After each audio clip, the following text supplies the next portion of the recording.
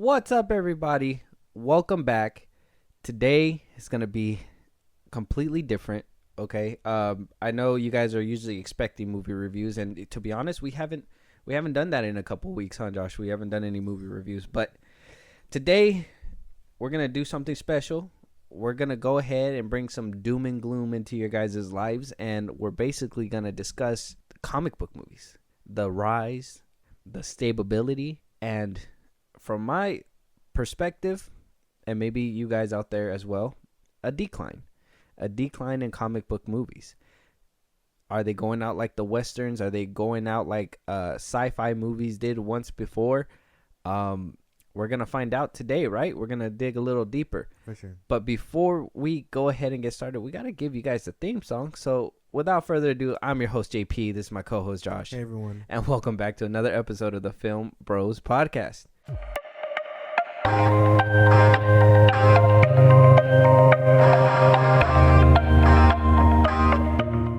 All right, y'all. So, the rise and what I think, I don't think, okay, I'm not going to cap. Comic book movies have not yet fallen, but they are falling. A very slow fall.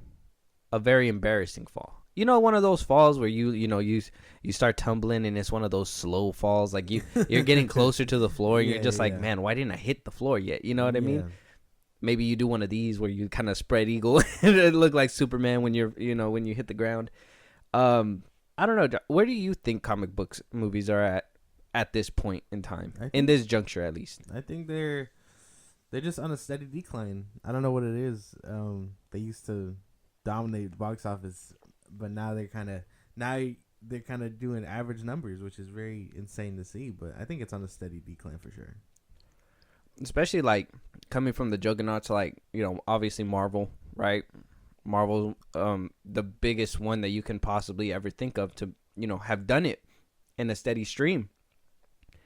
But in order to get to that point, to know how we got to that point, we got to start from the very beginning, right? Mm-hmm. And comic book movies were not very prevalent before. I think the first comic book movies we started, or actually not even movies, TV shows. We wound up getting TV shows in back in the 50s, the 40s, the 60s. We had a Batman TV show that had no words, an Avengers TV show. I know you guys seen those bootleg little clips on Twitter where you see Captain America with a see-through shield and a biker helmet, and Iron Man's in that big clunky robot suit. The Hulk was another man, just with ripped jeans who was completely ripped out. He was that was actually I consider that to be kind of like movie magic genius type shit, because they didn't have CGI back then. So what was the next best thing? Get a bodybuilder who can fit into some heavy ripped jeans and fucking go ham. That was pretty smart. Now, I don't know if you ever seen any of these TV shows. I don't know. Maybe you're just too young, little whippersnapper. I've never decided to go back and look at other stuff. No. Yeah, because we're looking deep back in the 1900s.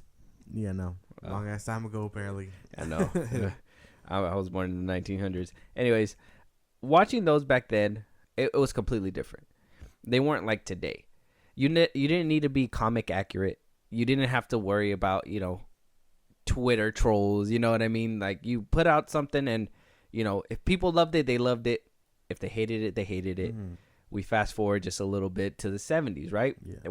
Or actually maybe 1966, where we got our first Batman live action, at least, that talked, had color.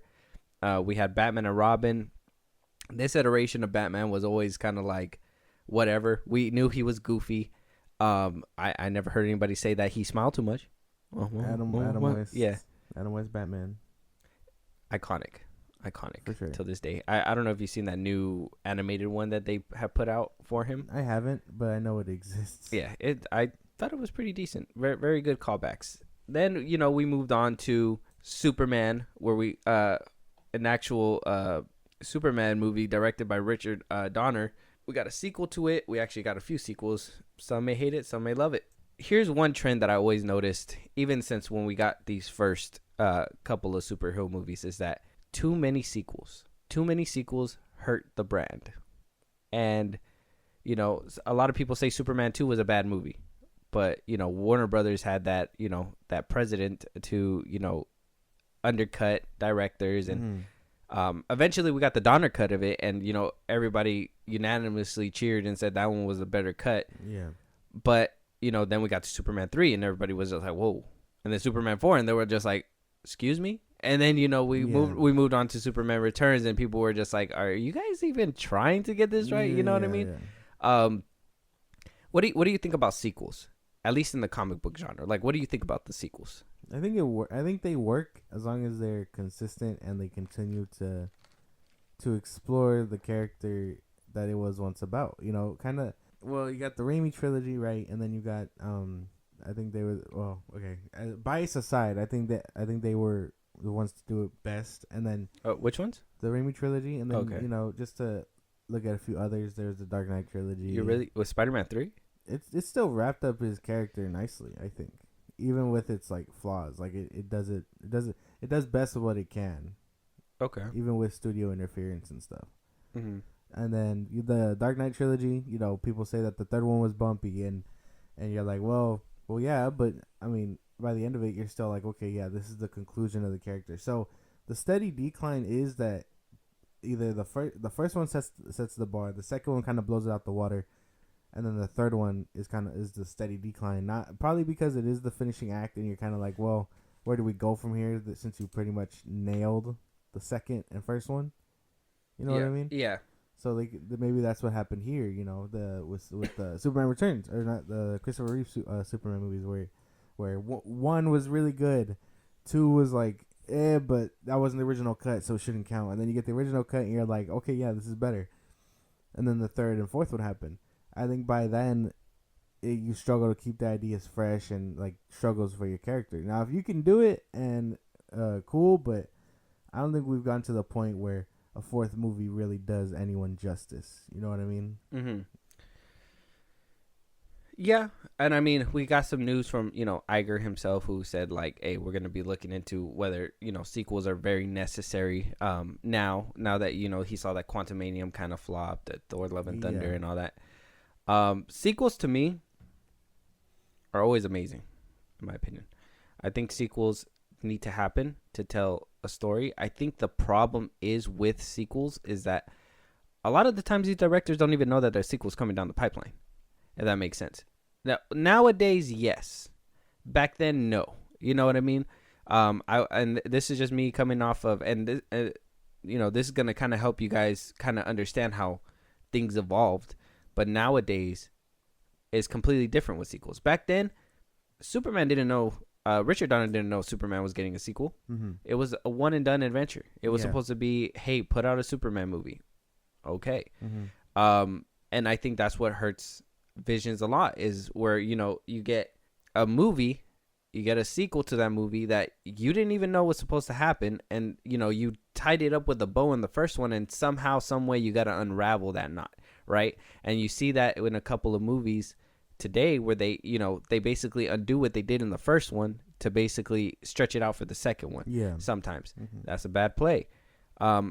Richard Donner, the second Superman, I can't really put my finger on why the theatrical cut was bogus. I to be honest, this movie came out way before me, so I only seen the Donner cut. I've never really seen that theatrical cut. I've always heard bad things about it and some edits or whatever. I think sequels don't hurt movies as long as they focus on moving the story forward. Yeah. If you have to take two steps back to undo what happened in the first movie, that's a big no-no. Yeah. If you gotta slow down the speed of this movie to try to tell me what happened in the retell me what happened in the first one, I think that also hurts it. I think rewatchability gets hurt as well when you have a bunch of sequels and a bunch of movies as well, which we'll obviously address a little bit later as well. But that's another concern that I have with sequels. I don't know if you ever catch yourself doing this. I know that I catch myself doing this a lot. When I want to watch a movie, nowadays I'm like, I don't know. Let's just say Star Wars, right? Mm-hmm. I want to watch I want to watch Star Wars. My favorite movies are, let's say, I'm just throwing hypotheticals. Maybe say seven's my favorite one, and maybe third's my favorite one, right? I want to watch these, but have that full emotional weight to to put into these movies. Yeah. If you just go in there watching the first one, yeah, you still remember, but it's not fresh in your head, if that makes sense. And let's just talk about this from a regular viewership perspective. Somebody who never watched Star Wars a day in their life, but they watched The Force Awakens, and they're like, how the fuck did we get here? Well, you got to watch XYZ to get to that point. I ain't going to do all that. You know what I mean? So I think when it comes to that, sequels are a good but a bad thing as well, because you got to like deal with what happened before, but also, move on to the next one. And it's just a big can of worms, in my opinion, for Hollywood at least. I think it depends on the franchise. You know what I mean? Because Star Wars is a whole ass saga. You know what I mean? Expanding a whole universe of spin-offs and shit. So you can't even watch, if you really want that emotion, you can't really watch just the live action stuff. You know what I mean? So I think if it's things where you're like, okay, this is a set trilogy, and you're not gonna. Well, I guess nowadays you don't really get that, but like, well, the best example would still be the Raimi trilogy or the Dark Knight trilogy, right? Because you're not expecting a spin-off of that. You just get 3 movies solid, 1, 2, and 3, and they do pretty well of just advancing the character all the way till its finale, depending on who you ask. And then I think if it just depends, because if you're going for longevity, that'll hurt for sure. But if you're doing 3 movies in the span of it took Sam Raimi 2001 or 02, 05, or no, 02, 04, 07. It took him like less than 10 years. So like I think it just depends on the longevity of how far you're willing to go before your story gets stale. Kind of like with I think the best example for this one would be Matt Reeves' Batman. He's trying to make it a saga. I don't know. We don't know what that entails, but we know it's 3 movies right off the gate, and then, now the Penguin show, spin-offs. Yeah. See, so now in Hollywood, your thing is not just to make a trilogy, but to capitalize and make a cinematic universe. Yeah. And one thing the superhero genre has done is expand that some more. Now I wouldn't say just the superhero genre. I want to say, if I could pinpoint it, I think it started from Star Wars. We're going to be bringing up Star Wars a lot in this conversation, because I think a lot of movies try to copy that formula. And me being a Star Wars fan and seeing how they were able to make that jump between, video games to live action and, TV, like, they were able to tie things up in a knot.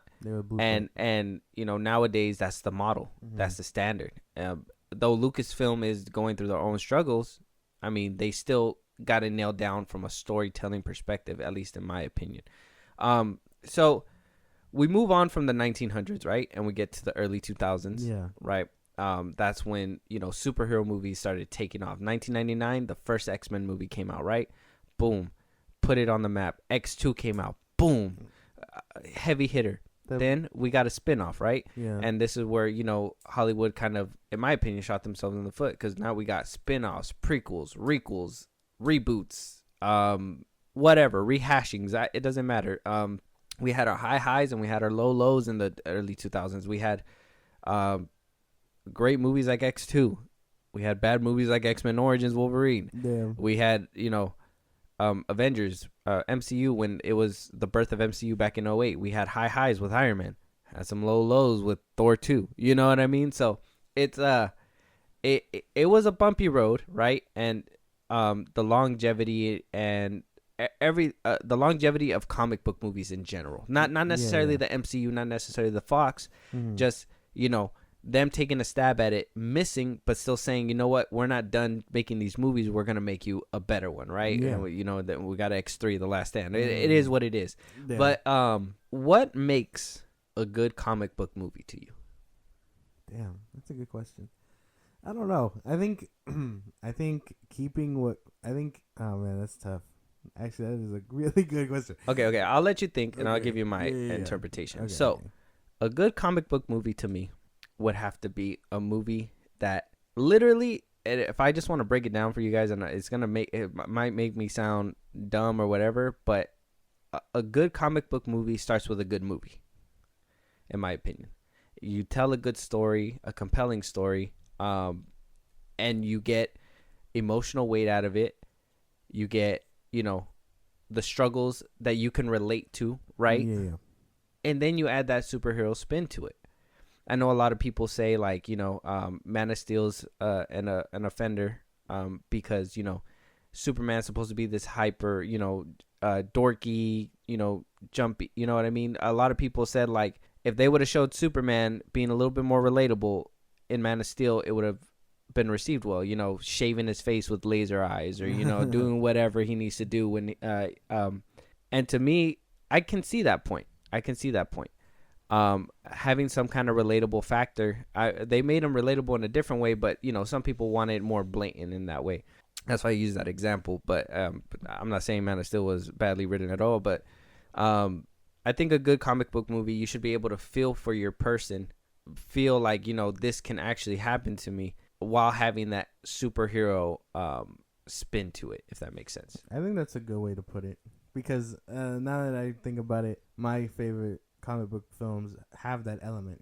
It's a movie first. You feel for your character and things like that, like you can relate, and then what makes them the hero, the super to the hero, is that they're able to get back up and save the day and do whatever, get the save the girl, whatever. In Spider-Man 2 or Man of Steel, like you just said, like I think that also makes a good comic book movie. It's just getting your character, making them relatable for the audience, and then going from there. Don't try to, like, I guess the best way to put it is Thor. You know what I mean? We can't relate to being a god or whatever. So in that movie, when he takes away the hammer, Odin, and he's like, oh, you're not worthy anymore, this and that. So now he's stuck on Earth, and he's like, damn, I'm not worthy. So now, not saying that most people can relate to that, but now he's a regular guy. Like we can relate to, oh shit, we really do like coffee, give me another mug. Not smashing it, but Yeah. like simple things like that. And then I know nowadays people will be like, oh, it has to be comic accurate, this isn't that, and I'm like, comic accurate in a sense is like, I think the only things that should matter are either the villains, the costumes, and some of the stories you're telling. Because I know they like to implement the stories in a certain way. Like I think because how BVS was a mashup of like 5 different comic book stories. So I think from a storytelling perspective, it has to do with what you were saying, and then the comic stuff does come after the fact. After the movie aspect. Yeah. We got to a point where now we're even getting bad comic book movies, right? Oh my god. Or we got to a point where we had the best comic book movies and we had some really bad comic book movies.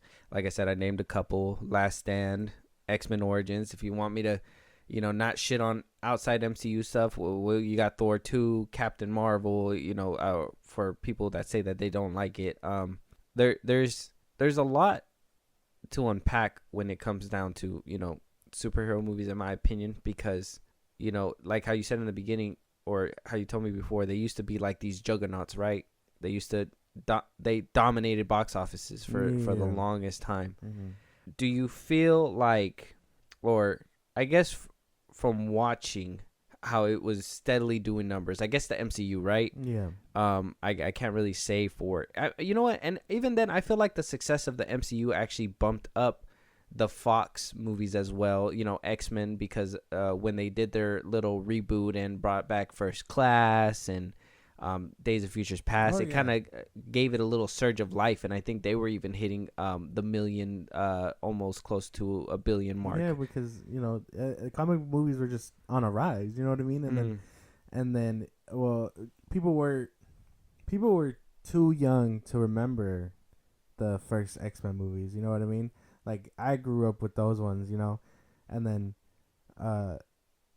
I think when they started doing that little soft reboot with Days of Future Past, they were like, damn, we gotta make this movie good, and we gotta kind of eliminate our past. You know what I mean? So what's the best way they do it? They get a younger, fresh cast: James McAvoy, Fassbender. What's his name? I can't remember his full name, but Fassbender. And then you gotta reintroduce these mutants, new storylines and whatnot. reset the timeline because now our actors are low key getting too old, and we want to wash the bad taste from our mouth, and then that leaves the whole branch timeline, and then somewhere down the line you get Logan, but Wolverine was the main one to stay because they were able to explain that properly. You're not kind of like, what the fuck is he doing here? They explained it why he's there. I mean, continuity within the Fox universe has never really. If you want to be real, 10 years have passed from Days of Futures Past to Dark Phoenix, or from Dark Phoenix to or what was the last one? Apocalypse Dark Phoenix. Only 10 years had passed, and they're already they were supposed to be old men by then. They were supposed to be like in their 50s, and they still look like they were in their 30s or 20s. That reset timeline does things for your skin, man. Yeah, man. I don't know. But I guess at this juncture, because comic book movies reached their highs with the MCU, right? Where do you think it went wrong? What was the comic book movie that changed comic book movies for the worst? Yeah, you know what? Let's be a little optimistic. What changed it for the better?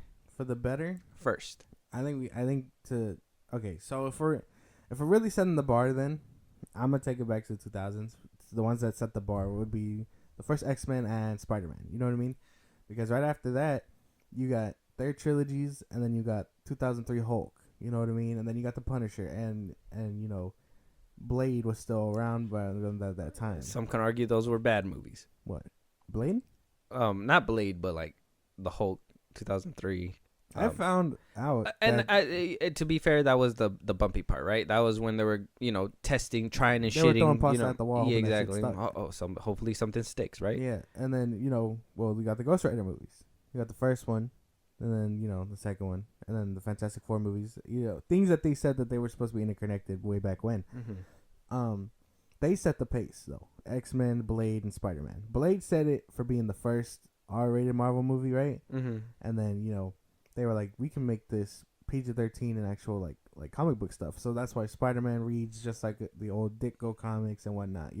What set the bar and changed things was the Batman Begins, because that's when DC and the Hollywood was like, oh shit, they like grounded, gritty stories. They want realism, while also sticking to that comic book element. So then the Batman Begins. And then you get the bar with Iron Man. That sets the wave for the MCU and the whole cinematic formula. And then, The Dark Knight sets the bar again. You're like, damn, Heath Ledger's Joker. The story in this one is great. But I think the one that really changed things would have been Batman Begins. Because before that, we had Superman Returns. That campy Superman movie that people didn't like, which I do. I enjoy that one for what it is. But I can admit, that one was trying to be something a little that it couldn't be. And so what set the bar was, again, just Batman Begins, and then after that, the rest is history. I see you, but I'll double down and say that it started with X2. I would say X2 was the one that changed comic book movies' trajectory for the better.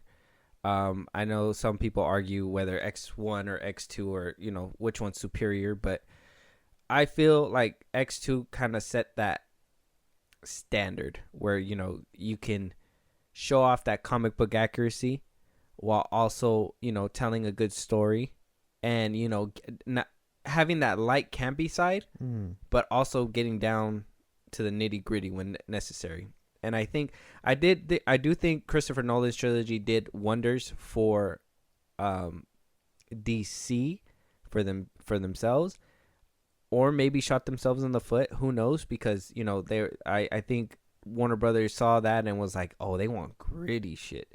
They don't want that happy-go-lucky MCU shit. And then Zack Snyder came in, and then they were like, whoa, too dark, a little too gritty. You got a little grittier. So I think what really set that precedent is, I would have to say X2. I guess looking back, because when that movie came out, the opening act was crazy, and a lot of people couldn't even believe that they were like just killing people left and right in the beginning. You know what I mean? And I think that's why a lot of the times Fox doesn't get enough credit. They put out a lot of superhero movies. Fantastic Four, you said Ghost Rider, all of them. They put out a lot of superhero movies that, you know, maybe some people didn't like, unfortunately.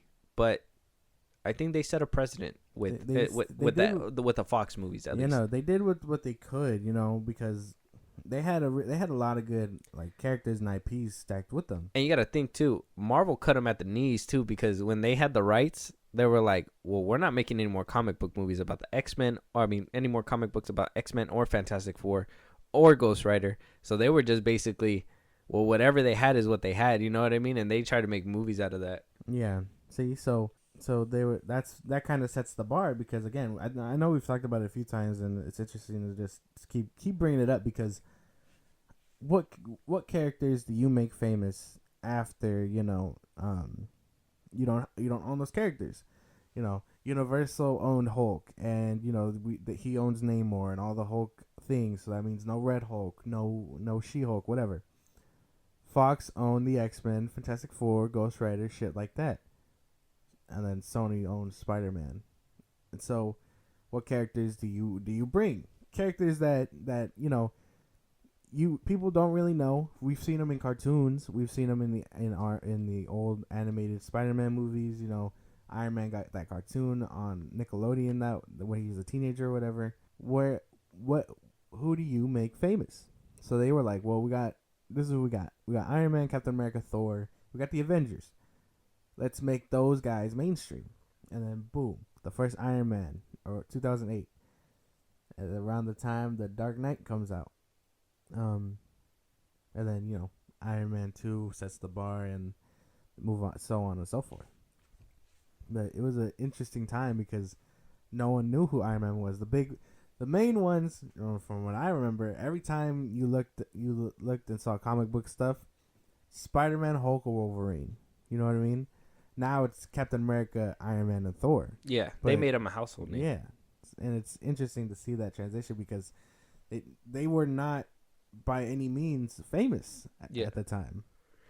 Nobody cared for comic books. That's the sad reality of it. When they became movies, well, it's kind of with anything. I mean, I'm not gonna read hella books, but I'll watch a movie that's made out of a book. I tell you.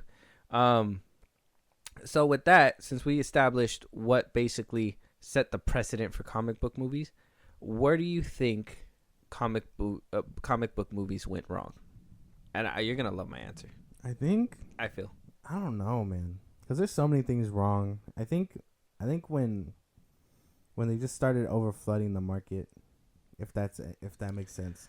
Okay, let's not go into financials or box office, because we're gonna get to that in a little bit. Okay. Let's talk about what they did within the movies. That probably, you know, that at first probably they were like, oh, this is a good idea, but then, you know, after you reusing that same formula to try to prop more money, it kind of it felt like it hurts the movies. And I got two. I'm not too sure. I can't really pinpoint it from a movie perspective. So no? let me hear what you got. Okay. So give me an idea. Where I think movies and comic book movies got hurt was, it's gonna make me sound like a hater, but I swear to God I'm not. Guardians of the Galaxy 1, because of James Gunn, and because of Deadpool. Those are the two where I say, though I love the movies, I could honestly say they fucked up the genre. And I say that because, well, let's start with Guardians of the Galaxy. That was the first, in my opinion, Marvel movie. I mean, Marvel always sprinkled in humor, right? I always felt like it was like mature humor, though. You know, in Iron Man, Thor, Iron Man 2, like, it was subtle stuff, and it wasn't, you never need to have a quip right afterwards, unless you were Spider-Man or something, you know what I mean? And I think after Guardians of the Galaxy 2, you know, that's where, you know, you punch somebody and there was something at the end of it. You know, you couldn't hold on to that emotional weight because there was always something funny behind it in Guardians of the Galaxy. The ending of Guardians of the Galaxy couldn't even take it seriously for the third act. They had a dance off, right? Like, it had that Marvel formula where they were trying to take itself seriously, but it was made to look and act goofy for the general audiences, because you know, Guardians of the Galaxy was fairly new and they wanted people to have a laugh, not really come in and take these people seriously. Yeah, Now yeah. they're at their third movie, and now now people can take them seriously. That's growth. That makes Mm-hmm. sense. But I think when that movie came out, I think that's where it set that weird Hollywood thing where you needed to have that quip or be fucking funny every single time and never hold down that emotional weight, because if it's too emotional, it's too gritty for you, and the audience is not gonna like that. Yeah. And Deadpool 1, though, like I said, I love Ryan Reynolds. I love Deadpool. Great movie. Ryan Reynolds is amazing. I love everything about it. The thing is that with Deadpool, what happened is that it turned that needing to have that comedy up until to 100, if that makes sense. Yeah. And it works in a movie like Deadpool. But I think the problem is that now producers are like, it worked for them, it could work for us. Mm. And that's where it tripped it up, because I mean, now you're seeing Warner Brothers dive heavy with that, with the Suicide Squad, with the reshoots that they had, the new Suicide Squad, with James Gunn, obviously bringing over that formula that I told you from Guardians and stuff, whatever. Birds of Prey did the same thing. They tried to act the same way. Yeah. And maybe that's WB being reactionary, but I honestly believe like they those movies, though they're great, they're banana peels, in my opinion. They're hidden banana peels, and they're going to walk past it thinking, oh, they're gonna get something good. But not every movie can use that formula. Yeah. And I think since they've seen that that's what attracts general audiences and it makes billions of dollars, and people love quips and being entertained that way, I think it hurt comic book movies, because now they feel like they have to have that humor. And like we talked about Morbius was supposed to be this serious. I thought from the trailers it was supposed to be this serious doctor trying to find a cure, battling with his demons type shit, and we just got a vampire that made stupid ass jokes. And for what? Mm. Sorry, Jared Leto. I love Jared Leto. I know a lot of people hate him, but that movie with the reshoots and the different tone that it had to go through and everything, like, you can tell that movie was botched, and Goddamn. they should have they should have did something different. But that's kind of where I see where comic book movies kind of like took a dip for the worst, and now we're kind of where we're at. Yeah, I guess so. I guess if that's the case, it would be when that would probably set the mark, because I think around that time, was that 2014? Yeah, 2014. Yeah. And Deadpool came out like in 2016. Yeah, see, so around that area is when they just stopped taking themselves seriously. You know what I mean? Age of Ultron was an offender of that as well, because even though Avengers had humor, it was mature humor, and then in Age of Ultron, it just got, though it had its good moments, it just got too goofy sometimes. Yeah, no. And I think that just comes from Joss Whedon's writing. You know what I mean? Well, not just that, but like the need for the formula to be there. Well, no, with it's Marvel. because you mentioned the first one, and I'm like, well, that's kind of how he writes. He thinks his comedy just doesn't stick very well in general. Well, the first Avengers I thought he did pretty well with. The second one was the one where I feel like it was that adjustment to balance out whatever dark tone he was trying to put in there, and it was like, I get Marvel, and I get them saying like, oh, Guardians of the Galaxy, because Guardians of the Galaxy came out a year before Age of Ultron. Yeah. And they were like, that's funny, that people love that shit. Imagine if we apply that to heroes that they know, that's going to make a difference. And I think that's what basically happened. I know you look at Justice League, and you're like, that's Whedon's handwriting, but you got to understand that he had to overwrite and overlap and connect dots that weren't his dots, if that makes sense.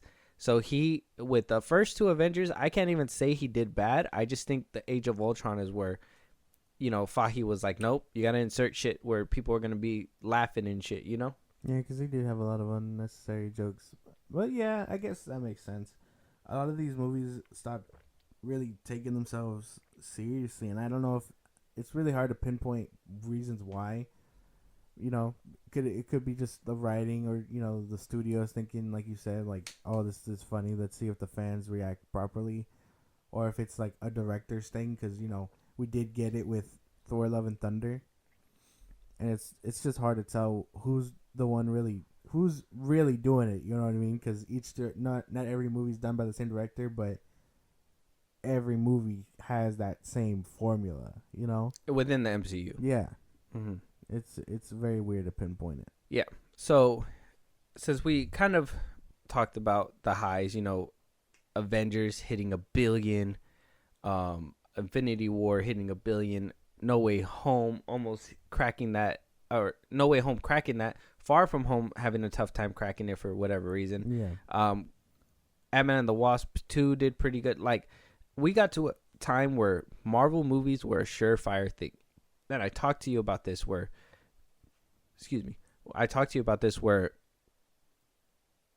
when we went to a Marvel movie, you were going to have a good time, if that makes sense. I knew I was going to have a good time. Yeah. I knew I never had to worry with a Marvel product because I just knew that they never miss. Mm-hmm. They never missed. And, then I sat through Black Widow and I was like, okay, well, I blamed it on COVID. I said, hey, COVID happened. It is what it is. They had to make adjustments where adjustments were needed. VFX artists, I gave them the excuse.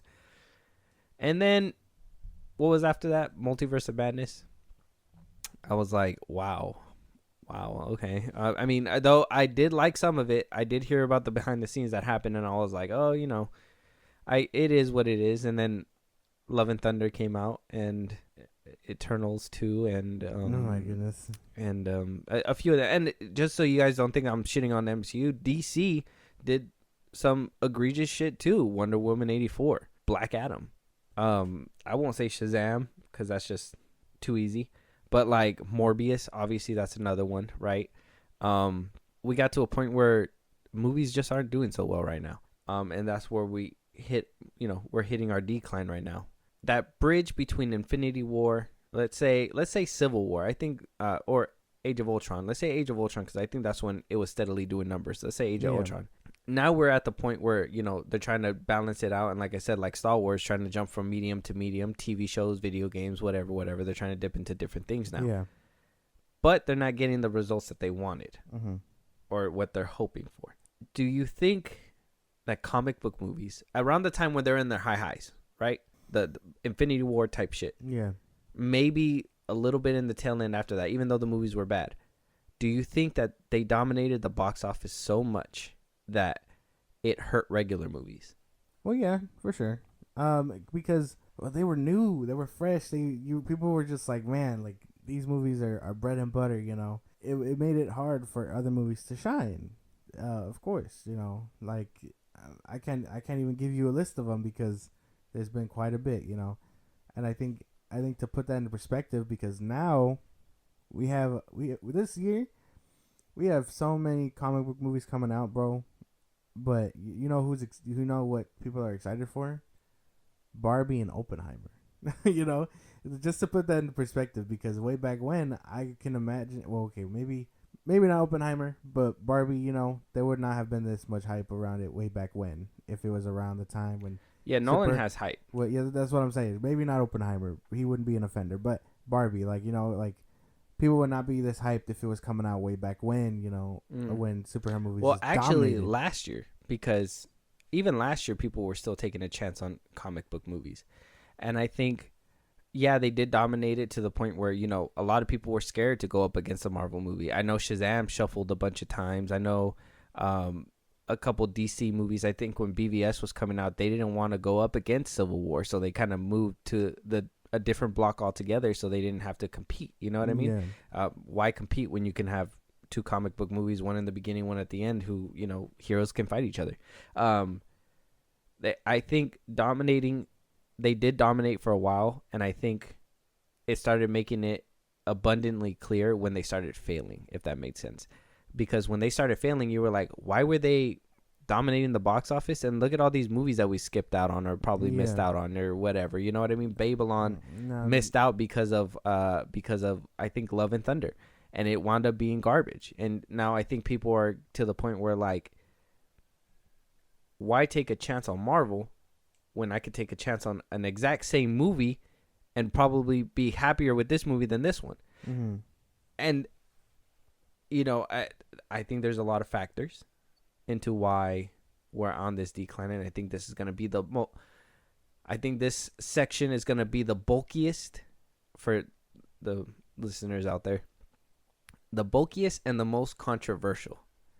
And so, if you guys get triggered easily, I suggest you don't do that, because we're just having a conversation. We're laying down the facts, and if you don't like the facts, well, I am so sorry. Facts are facts. For real. So we're at this tail end, right? Yeah. Like I said, where people would rather take a chance on Barbie than probably take a chance on, Guardians of the Galaxy, whatever. Guardians of the Galaxy 3, like I said, it sounds like it had growth. A lot of people are coming out loving it. Is it making the money that it's supposed to? Not really. No. I think it made like about close to 120 million on its first weekend. Yeah. Way lower than Guardians of the Galaxy 2. Mm-hmm. Thor: Love and Thunder. Actually, Thor: Love and Thunder had a good opening. It was the decline after that had a problem. So Multiverse of Madness, same thing. I think those movies were the ones where people were kind of checking out, and Quantumanium was the one where people just said, "We're tired." What the fuck, bro? Yeah, we're tired. Let's start with. I know we talked about sequels and stuff, but does continuity hurt movies? MCU, DCU, Star Wars, it doesn't even matter. Like, does continuity hurt these movies? It's a bit of half and half. You know what I mean? Mm-hmm. Because for the experience, you want to, like you said, you want that element. You want the emotional stuff. Like, you want to be there when you want to see the beginning of Iron Man to when he dies. You know what I mean? You want to see Captain America, Thor, this and that. What makes it difficult is giving them movies in between that sometimes, because it was probably simpler way back when, before 2012, or when they started branching out to Guardians and all that, to all these characters, because you only had to worry about 6 characters. Even then, Black Widow didn't show up till Iron Man 2. So you don't really need to give her a solo movie because she was in Iron Man 2. All you really need to know is she's a spy for Nick Fury, and so on and so forth. I think if they were gonna give her a solo movie, it's way overdue. They shouldn't have done it after she dies. That was stupid. Yeah, well, yeah, and even then, making it about the spy stuff, that should have been a Clint and Black Widow movie, I think. But that's besides the point. I think that sort of draws the line, because now you're like, damn. Like, yeah, we want to see more of this character, but not if it's in shit like Love and Thunder, It's... I don't want to see it in a pile of dog shit. That's what hurts the longevity of it, because now you're like, damn, I really want to see the MCU, but, like you said, I don't want to sit through the first 2 Thor movies, I don't want to sit through things that I don't really want to sit through, Mm-hmm. Especially for characters that haven't been around too long, Like you watch, say you're watching, like you said, the Infinity Saga, and you're like, but I don't want to sit through Ant-Man and the Wasp, and I don't want to sit through Captain Marvel, don't want to sit through the first 2 Thor movies, Love and Thunder, like things like that. That's what hurts it, I think. When your solo movies start declining and your spin-offs start declining, that makes longevity hard, because now it's not, you're basically putting yourself through hell just so you can get that conclusion. But some of these characters weren't even around, That's what hurts it, I think. Yeah. I get you. Within the movie aspect, yes, I think you make sense with that. I guess within general audiences and people who go and watch the movie, I think continuity hurts. I think continuity hurts them. And I especially box office numbers, because, there's people who never seen a Marvel movie that probably wants to jump in and watch, Guardians of the Galaxy 3, let's say, but they missed the first 2. And I missed 1 and 2, but now I hear that they're also in Infinity War, so I got to watch that. And then I also hear they're in Endgame, so I gotta watch that, and I gotta watch that shit movie Love and Thunder. Like it's like, why is there so much stuff that I have to watch in order to catch up to these movies? You know what I mean? A lot like people get intimidated, and it's not just sequels. I think it's continuity. I think if like sequels, what's a good example? Ghost Rider, Ghost Riders. They made two Ghost Rider movies, completely different stories, both times, right? They said the fuck's continuity, and they just threw that shit out the window, right? And they were like, what happened in the second one did not happen in the first one, and they look completely different. I know a lot of people don't like the Ghost Rider movies. I personally enjoyed both of them, and it's because it's just mindless shit that you can just watch. You know what I mean? Like you don't have to watch the first one to watch the second one. If I just wanted to watch, if by some weird way I feel like, oh, I want us to watch Spirit of Vengeance, just I'm drunk or something, just one day I just want to watch Spirit of Vengeance, I'm like, I could just watch that one. I don't have to watch the first one. I could just watch that one. You know what I mean? And so, and then when I don't know if it happens to you, but there's times where I go to be like, hey, I want to watch this movie, and I'm like, damn, but I gotta watch these ones too. It's like, can I just watch this one movie? You know what I mean? That's why. Some things just struggle for that, and I think in the MCU sense and thinking about it as a franchise, it hurts, But if you're watching a trilogy, like a normal trilogy, so Raimi trilogy, The Dark Knight, it doesn't really hurt, I think there's a big difference between franchises like the MCU and then a smaller movie just getting 3 parts, because again, now you're worrying about longevity and projects you really don't want to watch. Like, take the Raimi trilogy again. You get the first one, very good story. It ends with him choosing to be the hero. He can't have the love of his life, whatever. That's 3 movies. Easy. People can go through that easy. That's easy. Nobody cares. Nobody cares about Nolan's trilogy. Nobody cares about a trilogy movie. Those ones are easy to comprehend. You can easily go through 3 movies. That one's super easy. I'm talking about continuity, bro. Like Fox movies continuity. Like Harry Potter continuity. You know what I mean? 7 movies in, 8 movies in. Fast and the Furious. You know what I mean? A lot of movies are doing that where they want these cinematic universes. And it's great. It's cool that we get to see our characters continue to live on past the first movie, because sometimes they just kind of disappear and go somewhere else. It's good to see this longevity happen, but is the longevity the problem? Should we just maybe get a trilogy, maybe with these characters? Let's say we get an Avengers trilogy. Boom, boom, boom. Reboot it. Let's put another Avengers trilogy, but with a different set of Avengers. You know what I'm saying? Boom. Easy to maintain. You got blocks or whatever. I guess the best way I can put it, and I think it works good, and it's just because it's a TV show, but like how Andor does it, right? They made a whole season, but basically every 3 episodes is basically a storyline. You know what I mean? Yeah. And it connects, and then you go on to the next one. You don't know. They kind of explain how much time passes in between now afterwards. They should have done it during the show, but like, you get some time pass or whatever, and then boom, you get another 3 episodes to show the arc. You know what I mean? And I think that's a perfect set. 3 is a perfect set. I think 3 is what most people can handle.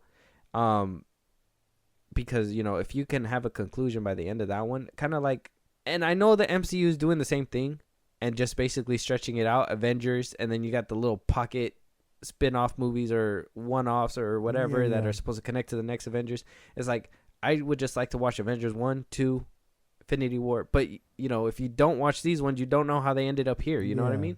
It's a big, I think that's a big deal for movies, at least for the box office. And, maybe they might give it a chance, but they're going to wait till streaming. Why would I want to go watch Guardians of the Galaxy 3 in theaters when I could just watch every single one of them? By the time I'm done watching every single one of them, it's on streaming. I could just watch it on streaming.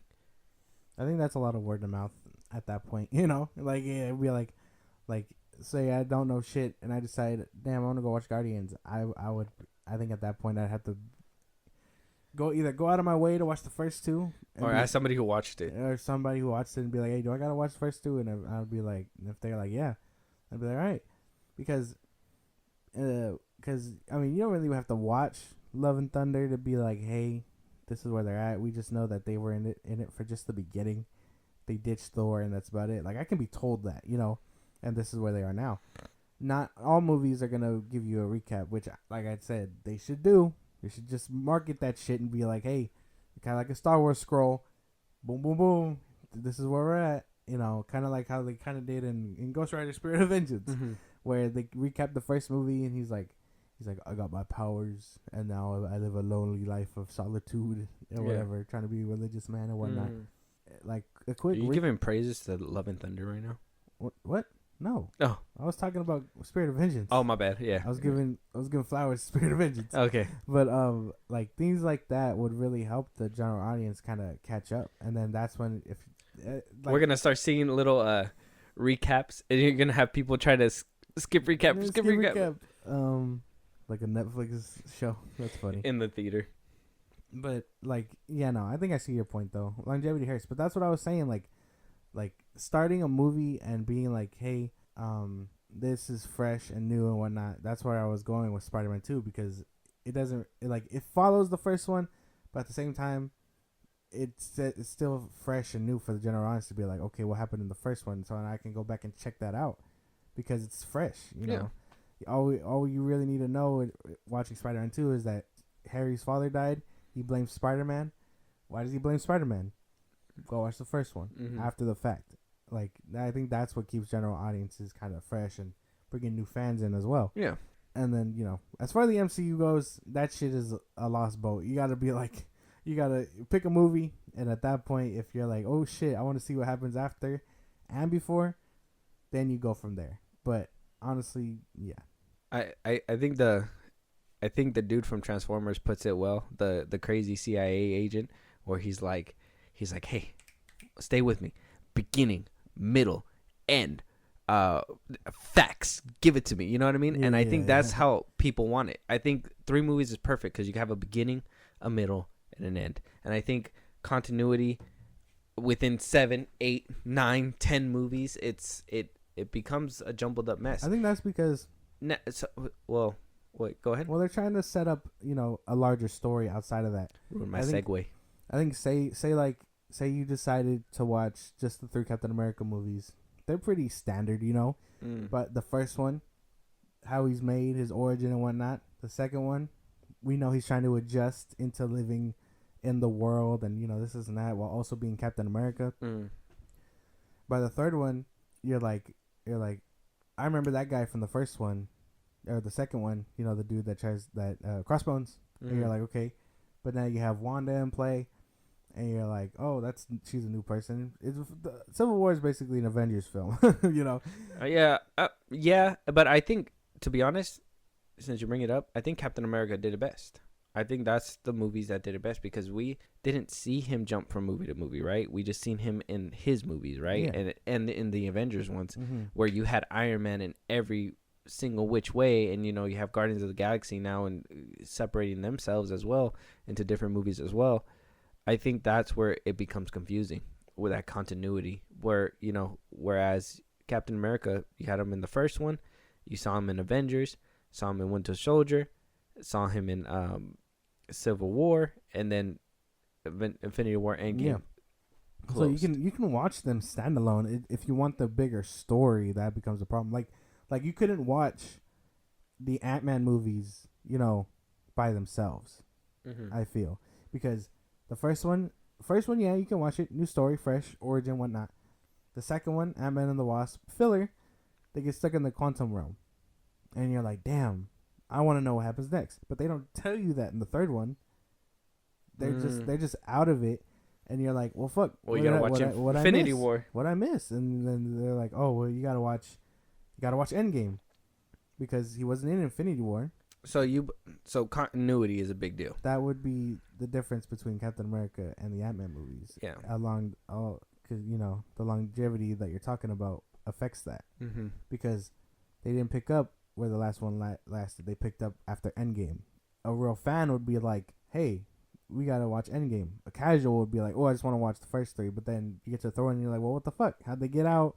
who the fuck is Kang? You know, like, Yeah. like Where did shit this like guy that. come from? Like I shit thought it like was that. Thanos. Yeah, no, shit like that. So it becomes a problem between, you know, where you're watching it. Because I think the Iron Man trilogy, you know, does pretty well. I don't really like the Thor movies. Ant-Man trilogy does pretty well. I think a lot of people agree it's kind of like the weakest link. What, Iron Man? Oh, I thought you said Ant-Man. No, Iron Man. Iron Man, yeah. Iron Man does well because, you know, origin. Hmm. You see him struggle with the second one. By the third one, they cover the events of the Avengers. We just got to know that he has PTSD. He's trying to struggle from that. Yeah. It keeps him up at night. They at least make that effort to push for that. Yeah. You know what I mean? And then by the third one, you're like, he gave it up on his own. Mm-hmm. That kind of that story alone is fine. Age of Ultron kind of fucks that up, but you know, whatever. Yeah. And then, you know, I don't like the Thor movies. We just talked about Captain America movies.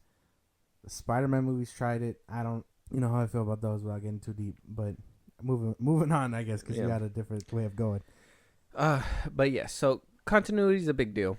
Now we're getting to the point where, you know, and we heard Marvel say it, they wanted to, you know, they wanted to be like Star Wars, right? That's the model. You heard James Gunn say it over there at DC too. Star Wars is the model. Yeah. Seamless transition. Movies, TV shows, video games, different mediums, whatever, etc., etc. Mm-hmm. We're seeing Marvel do that right now, right? Oversaturating the market, putting out Disney Plus shows, movies at the same time. Yeah. Four series in a year, 4 movies in a year. You know, got to the point where Iger's like, whoa, now we gotta, you know, step back. Do you feel like they overdid it too much with as much content as they were putting out, or were you just like, gimme?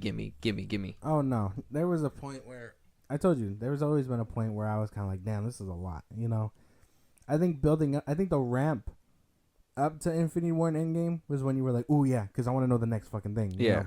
That's when you were like, okay. And then after Endgame, I was kind of like, okay, where do they take this? And, you know, got WandaVision. I did like WandaVision. You know, got some of the shows, hit or miss. And you're like, damn, when's the next movie? Because now they're only putting out shows. And the next movie was Black Widow. And you're like, damn, this wasn't what I was expecting at all. And you know how I feel. On the opposite side, you know how I feel about Wonder Woman 84 and the Suicide Squad. Before that, Birds of Prey was kind of whatever, you know, so on and so forth. But back to the MCU, because they've been more consistent, I guess, in the box office terms. Well, I mean, Black Widow, oversaturation wise, I would say all comic book movies, but I think MCU is the worst offender. Well, yeah, because they were pumping out 4 movies a year, 3 movies a year, and because of Collateral Damage, DC, and you know, obviously other superhero. I mean, we don't have to worry about Fox anymore because Disney, you know, bought them out, but. You know, at the time, it was Fox, Disney, and DC, and whatever little pockets of superhero movies that were coming out, you know, to fill, you know, Hancock, whatever, you know, to fill up those. You know, Sony doesn't have a lot of Superman movies, so hey, let's make Hancock type shit. You know, that makes me think of like what that movie could have been if it just did so well. What? Hancock. Like, I think I know. Imagine the franchise it would have had. For real, Yeah. I really like that, the whole aspect of like gods and stuff. I know this isn't about Hancock entirely, but thinking about his movie and his stuff, like I think Will Smith did say he never wanted to do a sequel, but man, I think if that movie would have done numbers, we would have gotten those fucking movies. Yeah, but I think it ended perfectly too. Yeah, for sure. It was still a beautiful movie. I think the ending's great. Yeah. Moving on, but still, yeah. Back to what we were talking about. Sorry. Little tangent. So what was I? Oh yeah. No. Oh yeah. So oversaturation. Obviously, Collateral Damage is DC right now, and well, you know, Amazon Prime is putting out their own superhero shows. You know, The Boys, stuff like that. So we have an overabundance of superhero, you know, genre Wherever stuff. you turn, yeah. So now we're at the point where, like how we told you, and how we kind of were talking about it in the beginning. There was a point where, you know, it was all westerns. There was a point where it was all sci-fi, and shit just slowly declined after. Mm-hmm. Are we at that point? Are we at that oversaturation point where, you know, we're shitting the bed before it slowly goes away?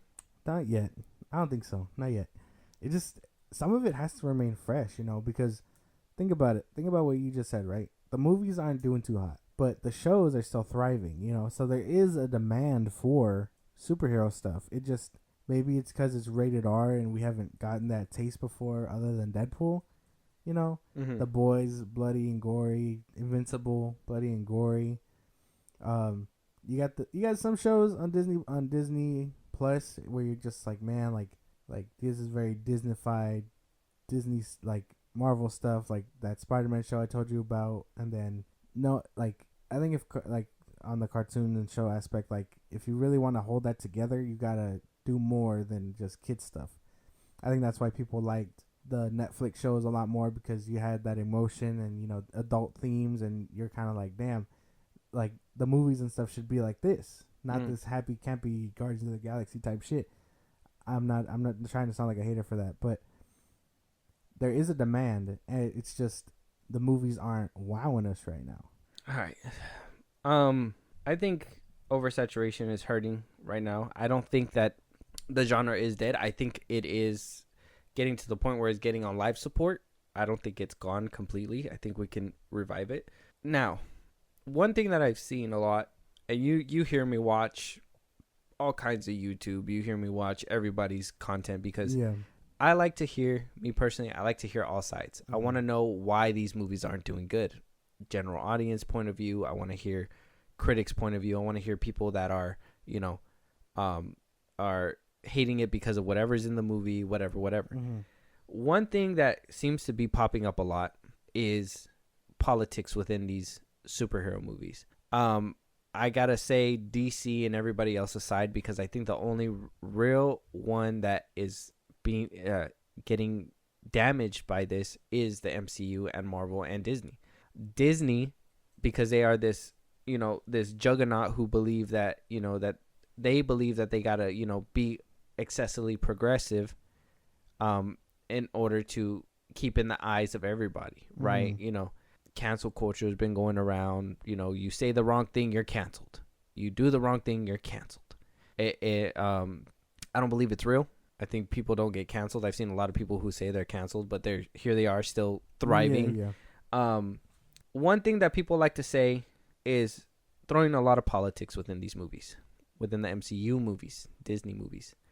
The need to have a bunch of females front and center. The need to want to push certain ideologies, supposedly agendas, whatever.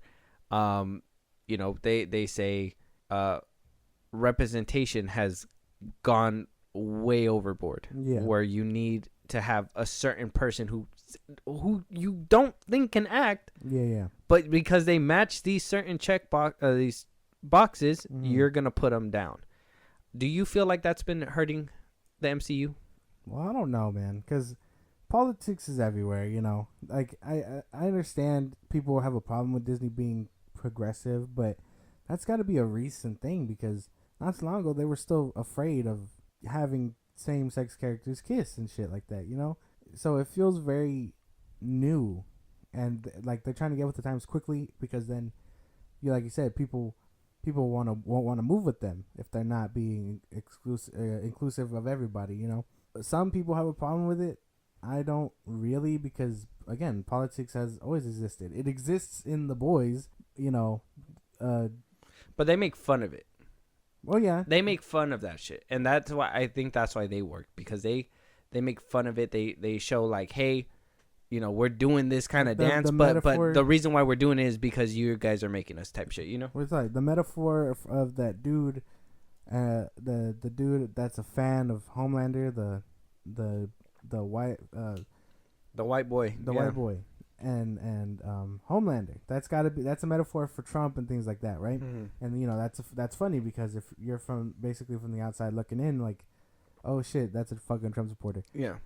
And then, but when they decided to take it seriously, like with Falcon and Winter Soldier, people are just like, oh, this is too woke, and I'm like, that's not really how. I don't really think that's how woke works, because they're touching up on a really important issue, and then it's very flip, back and forth, because in that same show, John Walker is in trouble for killing the guy, right?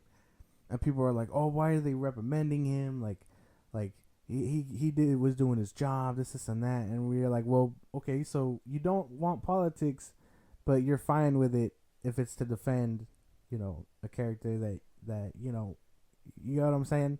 I can't put it into words, but a character that I guess was just quote unquote doing his job. Like, you know what I mean? It's very who you asked, word to mouth type shit, politics and things like that. Mm. I get what you're saying, because I think you're right to an extent. I think that, okay, for me, when I go into a movie, like I told you, I want to be immersed, right? I want to be within that frame. I want to be able to believe the shit that's happening on screen. Yeah. The politics that Disney has been putting into these movies have been very jaunting and very polarizing, because it's kind of like they were doing so well without all this extra stuff, right? Inclusivity, I get that. I get the need to make people you need to have everybody want to come watch your movie. It's really bad if it's 50% Caucasian and 20% Hispanic and 10% female, whatever. Yeah, you know what I mean? Like, that's bad. You want them to at least match 40% Caucasian, at least 30% Hispanic, whatever. Yeah.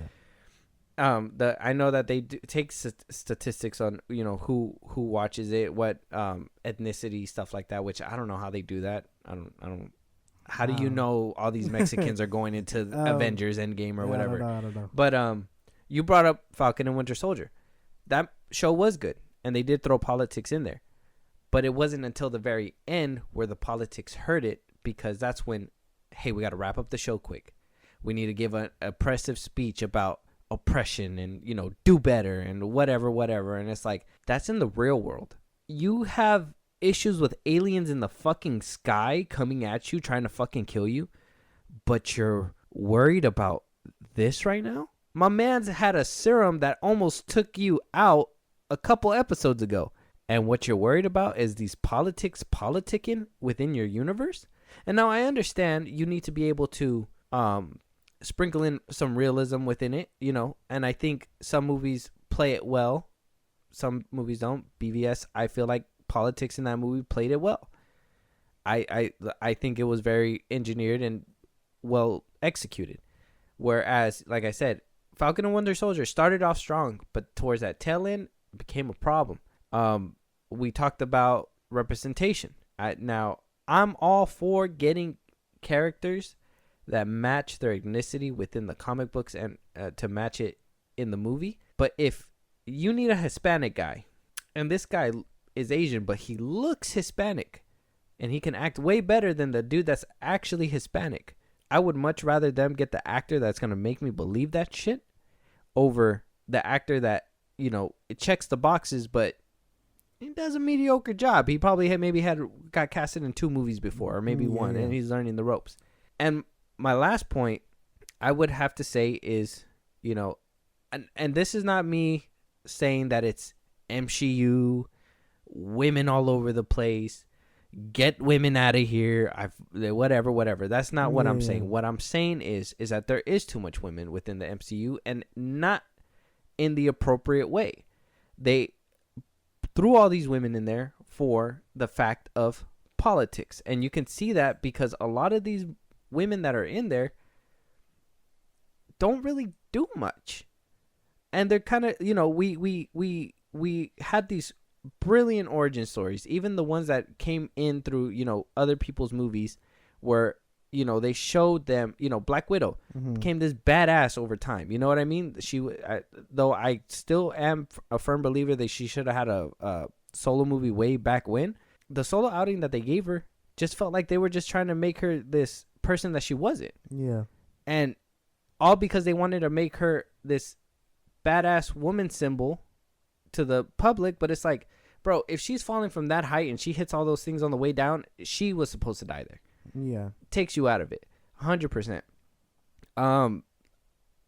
The Black Panther, Wakanda Forever, though I did love the tributes and everything, a lot of the stuff was just kind of thrown in there. Why? They threw it for the sake of throwing it in there. Like, one thing, why would you take a boat and go out to sea with the rest of these people when sea is their domain? That doesn't make any sense to me. Why would you take the fight to them knowing damn well that they almost whooped your ass in your own home? Now you're going to go into the water? And then he said that he had millions of people, did not have millions of people. He just had a few people, whatever. Also, they can have that one fight scene on the beach that was, some might say was good. I say it was pretty bad. That's just me. Riri Williams coming in as Ironheart in this movie. She is exactly the same person as Shuri, in my opinion.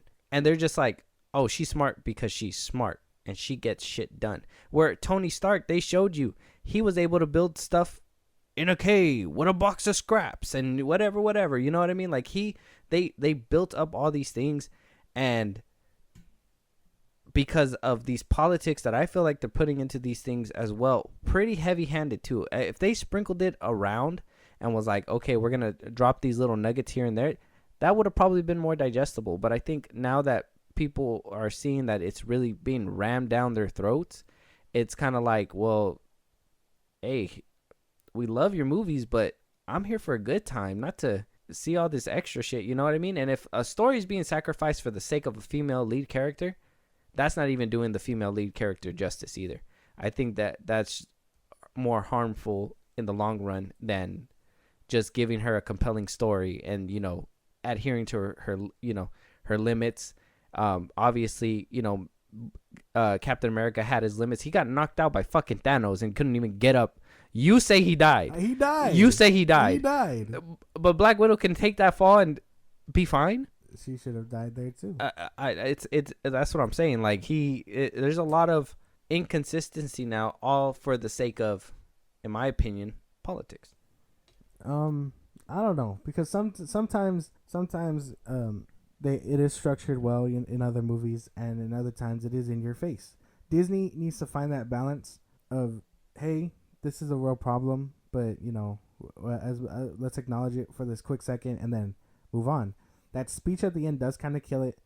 I think I can admit that, yeah, because at that and the need to wrap it up and be like, oh, Agent 13 is the actual bad guy. I didn't like that. I didn't like that aspect. And we already knew. I didn't like that shit at all. But like that sticking it in your face can be a problem. As far as women in the MCU and things like that, or MCU. Sorry, I did not mean to call it that.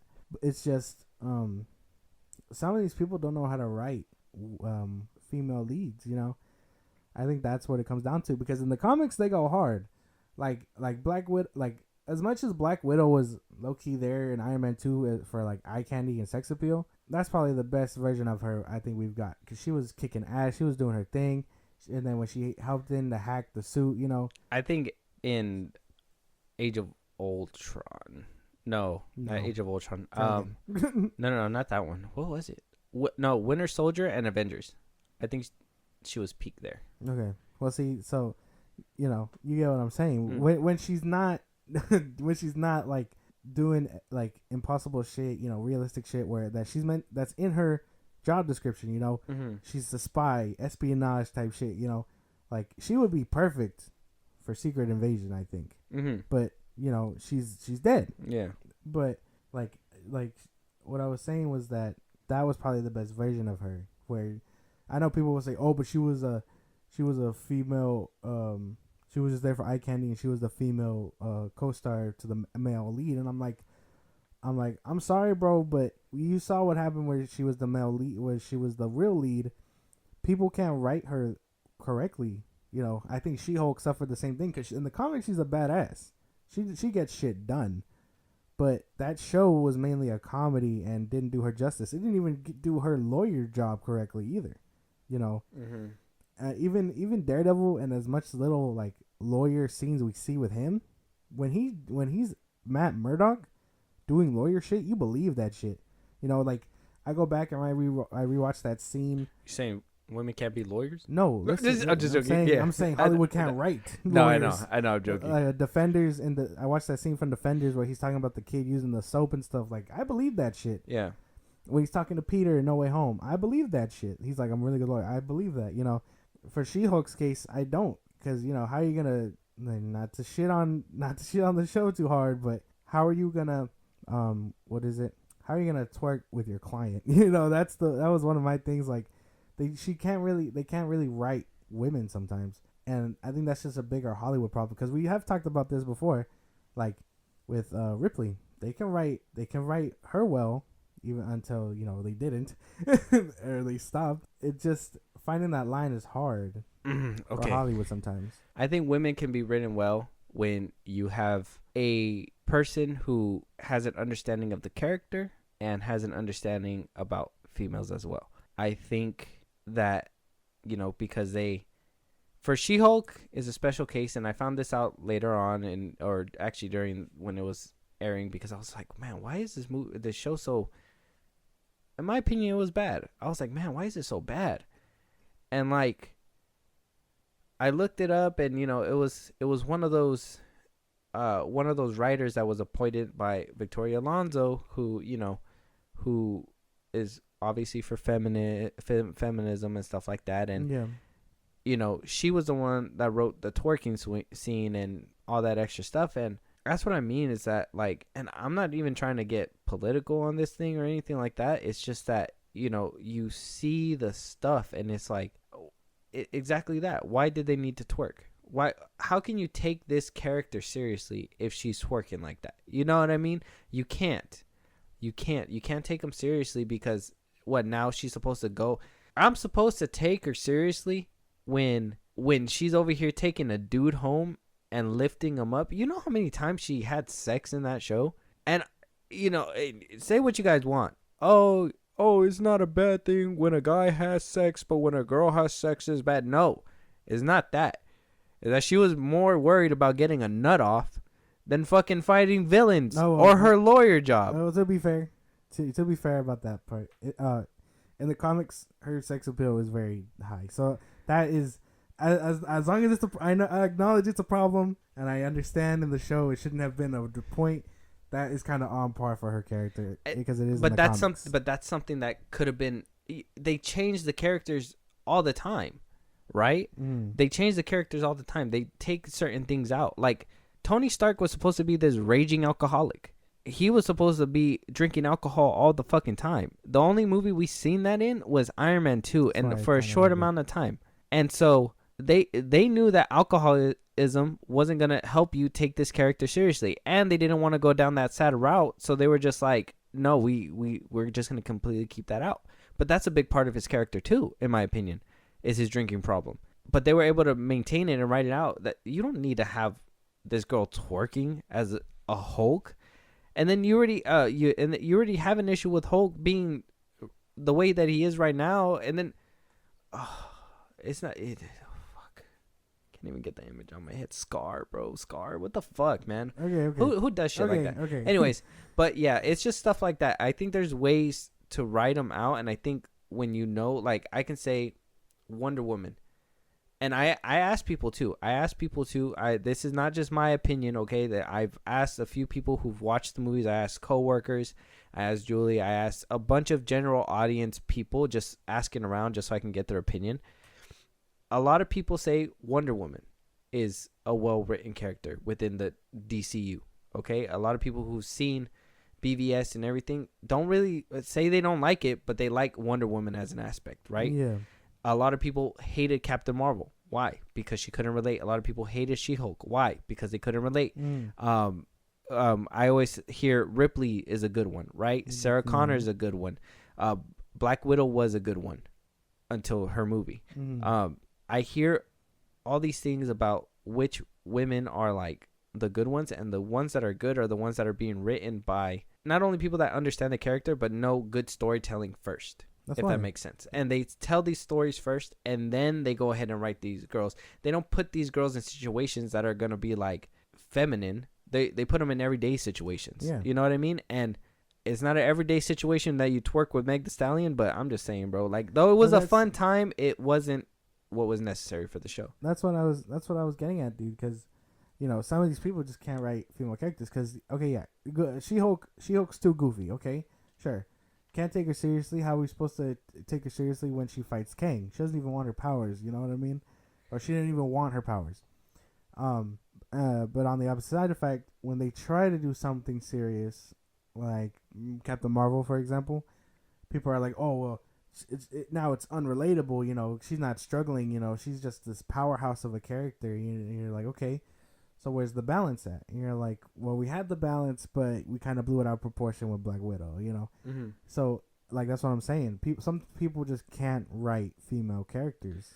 Yeah, I'll give praises to James Gunn as well, because I think what he did with like Gamora, Nebula, and Mantis, I think he did a good job with them, and I think when he had Harley Quinn in the Suicide Squad, I think he did a good job playing with her sex appeal, but also being able to make her the character that she's supposed to be. You know what I mean? I think I think people can do a good job with it. It's just they need to learn that. It's just how to write those characters. That's why. And the MCU is just the worst offender, you know. And I know people will be like I said earlier, just like, oh, you only like them when they're the female co-star to the male lead, and I'm like, well, no, but if I don't think of it like that. I think if she's doing her job better in this one, being a quote unquote side character, than in her own movie, there's a problem and disconnect, you know, because obviously, like I said, the director and writer of this movie, where she's doing her fucking job better than her solo movie, the solo movie is written and directed by someone else, you know, someone that will take out those badass elements that made her badass in so and so film for her own film, like Wonder Woman. You know, the first one, fucking phenomenal. She does her thing. She wasn't even a female co-star. She was the fucking lead, and Chris Pine was the fucking co-star. You know, and people will be like, oh, but you know, she follows him, and I'm like, well, she has to get off her island somehow. We know the story. You know, she has to get off the island. She meets him. He shows her the world. That's just how it goes. She can't leave on her own, because then now you have comic book nerds that'll be like, oh, she never left her island without Steve Trevor, this is and that. So, okay, what's the compromise? You have to follow that story to the letter. Ares comes out, and then, you know, the movie is history. What changed in WW84, right? It was directed by the same person, but it wasn't written by the same person. So the mix-up happens between who and what is behind the character. Some people can't write female characters. Or they're like, or they have this askew vision where they're like, oh, female characters are supposed to be like this, quirky and, you know, whatever. And it's like, no, they could be regular people too. I think the best, like I said, Wonder Woman is a big highlight. I think a lot of people love Wonder Woman. Elizabeth Olsen's Scarlet Witch, I think a lot of people like her too. She's she's powerful. I think they showcased that in Avengers. I think a lot of people felt that group scene where, you know, all the girls met up was kind of forced and wasn't really organic, like, you know, like maybe Elizabeth Olsen's entrance was, you know what I mean? Quick side note, the boys, the way they did that female team up scene, actually A1 in my opinion. I think they did a good job. When they're beating up Stormfront, crazy. yeah. They're just stomping the shit out of it. Yeah. So here we are, right? You already said you think comic book movies are on life support as of right now, right? Yeah. I believe the same way. I don't think they're dead. I think it's slowly dying. I think they can be brought back if, you know, a big course correct is made, and I think that's what they're doing right now. We're currently in a writer's strike, so a lot of movies are being pushed back, held off. Yep. You know, we heard a lot of productions being shut down for the rest of this week, and it's gonna be a hard, bumpy road ahead, especially for comic book movies. Let's end it off with a positive note, and we'll say a comic book movie that we're looking forward to and can't wait to watch. I'll let you go first. You know which ones I would say, man? The Flash and Blue Beetle. I'm really looking forward to those ones.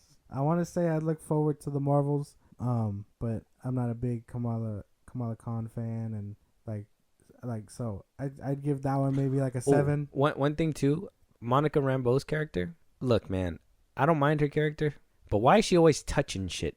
Why is she always just she's just curious? Yeah, she just touches stuff, and, you know, things happen. In the trailer they did the same thing of the Marvels, and I was like she doesn't, and she was in space and she didn't have a glove, and I was just like, why are you touching? Like, if you could have just, I don't know, that's just me. But yeah, yeah, I'd give Marvel's an anticipation of like a 7, 6.5, depending, because you're more excited for DC comic book movies. The Flash and Blue Beetle. Okay, let's be a little positive, and let's say an MCU movie too. Well, I mean the Marvels. The Marvels. Oh, okay. No, I just said the Marvels would be like I give it like a 6, 7 in anticipation. Mm-hmm. I don't want to explain too much because how I feel about certain characters and stuff. But I'm still looking forward to it. I still want to see it. Mm-hmm. But I think if I had to pick, the ones I'm like really excited for is the Flash and Blue Beetle. I can't even say I'm looking forward to those. I just think that the Flash is gonna be whatever. Blue Beetle's gonna be Can't whatever. wait to drag you to it too. I know, and you're gonna hope that I love that movie, but I'm gonna hope I love it too. Just so I don't sound like I'm being biased straight off bat. If I had to pick an MCU movie, like somewhere down the line, whenever it gets out, it has to be either Fantastic Four or Blade. I know those are having bumpy roads, but I hope those see the light of day and we actually get there. Honestly, but Writers Guild and all that stuff is gonna make it very, very, very, very hard. I think one movie that I'm really looking forward to from Marvel is obviously Deadpool 3.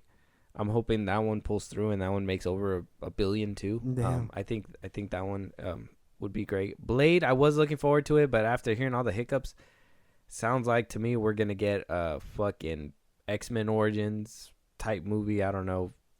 It just seems like it sounds like it's gonna be like the Flash. Like, the Flash was delayed 7 years before it came out, and Blade, we're on year 4, and we still they still haven't even started filming anything.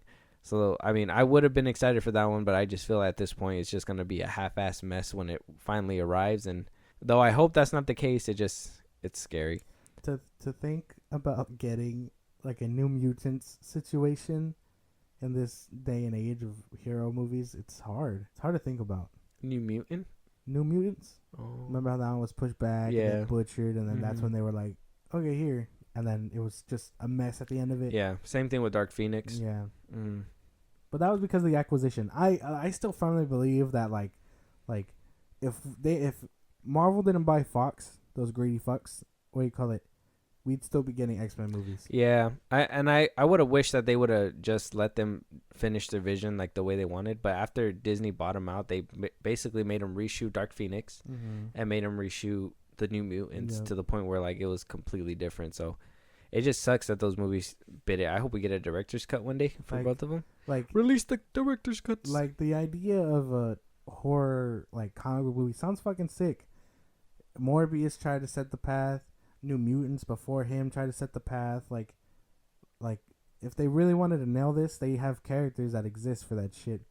They just don't want to go balls Blade deep. is supposed to do it. That one's already having a tough time. So that's the problem. But we'll have to obviously just wait and see. Hopefully they do course corrections, and hopefully we do get better products out of these movies. But question is for y'all now, it's like, what do you guys think? Do you think comic book movies are dying? I want to know your guys' favorite comic book movies. I want to know your worst comic book movie that you just cannot stand. And I want to know your guilty pleasure. What's your guilty pleasure comic? Josh, what's your guilty pleasure comic book movie? I've said this on record, but I have a few. Morbius, one of them. This Suicide Squad 2016, that's one of them. I want to say that one's a guilty pleasure. I would say that one's kind of like a 50-50. Some people liked it, some people didn't. What's a movie that it's universally hated, but you will watch that shit? I would have to say Spirit of Vengeance for me. For sure. I like that movie, even though it is what it is. Nah, man, I don't know. That crane scene where he turns it into a fucking one of his whips. Yeah, that was very nice. I would like seeing his powers kind of expand was fucking sick in that movie. But yeah, no. If that's the case, it's probably Morbius. Mm-hmm. People hate it for some reason. I think it's kind Morbin time. I think it's kind of fun for what it is. Nah, that's a terrible movie. No. I can't. That's a terrible movie. I think Black Adam can be considered one too. That's like a guilty pleasure. I think a lot of people didn't like that one either, and that's crazy because it had The Rock in there, and The Rock was usually a surefire thing too. Well, I like Black Adam, but not for The Rock. I mean, him being a prominent part is cool, but like you've mentioned before, the flaws of him and the constant joking is kind of eh. But mainly for the JSA and Dr. Fate, like I don't care what anybody said. Rise of the Silver Surfer, I fucks with that one. That was pretty good. I used to watch Last Stand a lot. That used to be one of them. Yeah, me too. Used to really like that one. Mm-hmm. Me too. That one was really good. Well, it was. Now looking back No, at not it, anymore. yeah. I think that's basically it, right? All the guilty pleasures. But yeah. Yeah. But if there's anything that we didn't talk about on this episode, anything that we probably should have mentioned but we didn't, did we get a little too deep? Should we have gone deeper? Let us know. Oh, and a movie that you guys want us to review, we'll be trying to put out one next weekend if a different conversation doesn't arise. So, For sure. but we'll try to get back on track with the movie reviews as well. But Josh, go ahead and let them know where they can let us know. So, if you guys want to let us know about any guilty pleasure movies you have or questions or not, shout out to the fan that actually inspired one of our questions. He was a big help. Yes, sir. You can let us know and hit us up at Twitter, TikTok, Instagram at FilmBros Podcast. You can leave any questions or topics you want us to cover there. Any movies. Engage with us. We post when new episodes are up. All that shit. If you want to listen to us on the go, Spotify and Apple Podcast, or anywhere you do get your podcast, we're on a couple more sites if you're down for that. If you want to support us in a big way, we do have our Buzzsprout. It's in all the links in our bios of Twitter, TikTok, and Instagram. So go support us there. And if you want to subscribe to our YouTube, go ahead and do that at FilmBros Podcast. There you go. And with that being said, we'll talk to you guys on the next one. Talk to you guys later. Shout out to that fan one more time. All right, guys. Later.